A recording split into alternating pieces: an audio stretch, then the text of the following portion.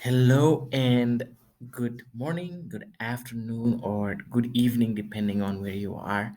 My name is Sumit, and I am a life purpose coach. I'm a content creator and also a copywriter. And I'm really happy to be creating another video for you guys. The topic is going to be around the resistance we feel while asking. Are you one of those people who can't ask? See, this fear, the resistance we feel while asking is like standing in front of a door and not knowing what is on the other side. Well, it could be rejection, or it could be a great opportunity for us in our lives.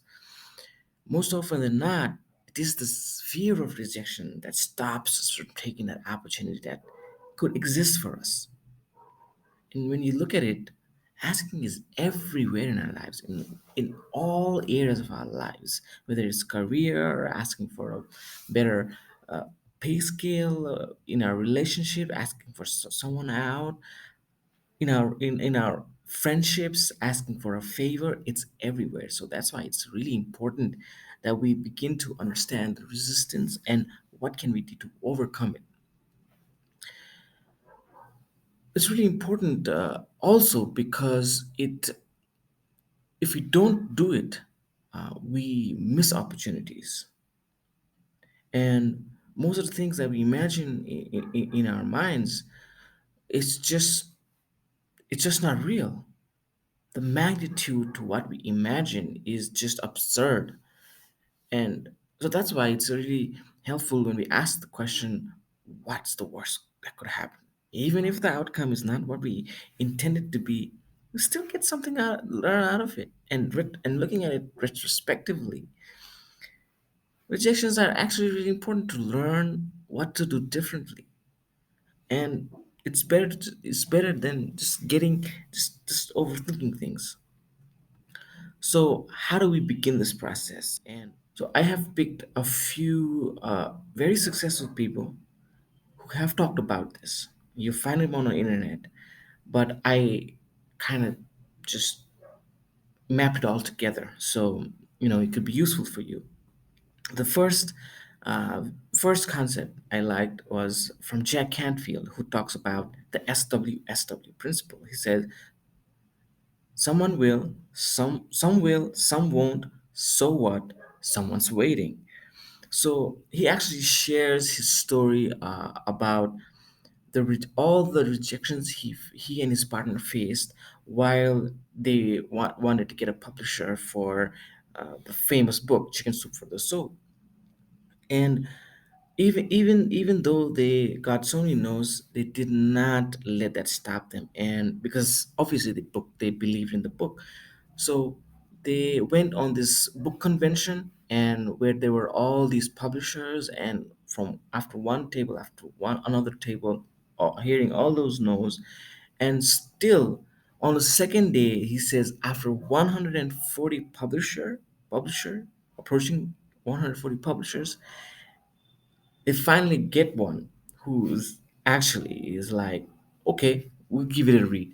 And eventually, you know the rest is history. Eventually they get it published, and it becomes just this series of books, and a million, I don't know how much the brand is worth, maybe like more than $200 million. So it's a great story, and it re-emphasizes his point of some will, some won't. So what? Someone's waiting. So there could be someone waiting for what we are asking for. Oh, there's this another person who is a bit out there in what he says, but on this particular aspect, he has something really great to share. And the person is Andrew Tate. So he he gives a very cliched statement. Uh, Life is temporary, but even though it's cliche, it is really, really powerful. He says, and I quote, I think a lot of people think people care about them more than they do. So it happens so much in our lives that we think that, oh, how, oh, that person must be thinking so, like, all kinds of things about me. But in in most cases, it's like people just forget about it. Maybe they'll think about it for like 30 seconds max, and then they're back to their own shit. They got their own shit going on, back to social media or whatever.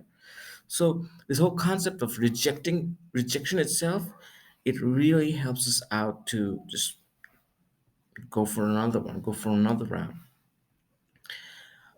Another guy, Patrick Davis, he talks about this idea of making the ask very clear. Sometimes when we ask for things, we speak in very vague terms. Like, "Oh, I just want help in business. I want help in this and that," and it's like the person who you're asking help for is like really confused on what is it that you really want help for.